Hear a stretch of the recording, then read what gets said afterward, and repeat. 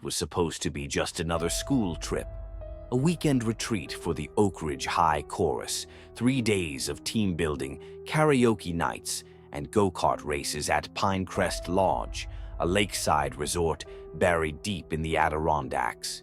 But what started as a fun escape turned into a nightmare I'll never forget. The bus rolled up to Pinecrest at sunset. The place was dead. November had sucked the life out of the woods, leaving skeletal trees and a frozen lake that glared like a sheet of glass under the moon.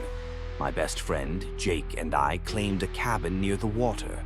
Ground floor, sliding doors, killer view. We didn't bother closing the blinds. Why would we? The only thing out there was silence.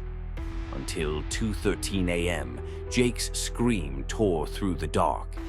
I shot upright, heart slamming, and followed his stare to the sliding door. There she was, a woman, tall, bone-thin, her gray hair hanging in ropes, pressed against the glass. Her palms smeared the frost as she leaned closer, eyes wide and unblinking. Then she vanished into the shadows. We bolted outside, but the cement path was empty. No footsteps, no sound, just the lake, black and still. The chaperones brushed it off. Overactive imaginations, but we knew what we saw.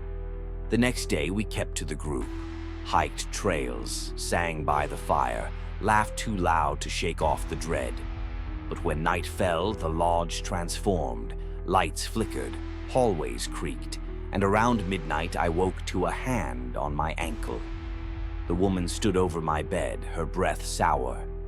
"You left the door open," she whispered. I couldn't move, couldn't scream. She leaned down, her face inches from mine, and hissed, "Don't let them see you." Then she melted into the dark. Jake and I didn't sleep.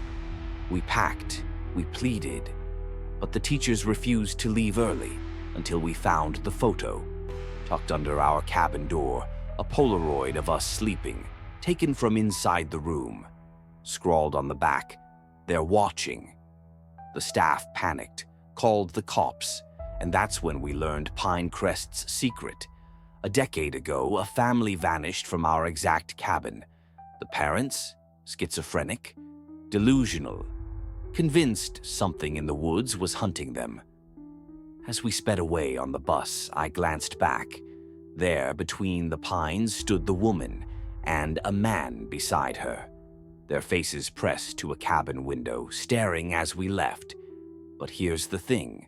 Last week, Jake texted me a news article. Another student group visited Pinecrest. And guess what they found? A Polaroid. Fresh. Dated this month. 2 figures blurred in a cabin window. One tall, one thin, and both smiling.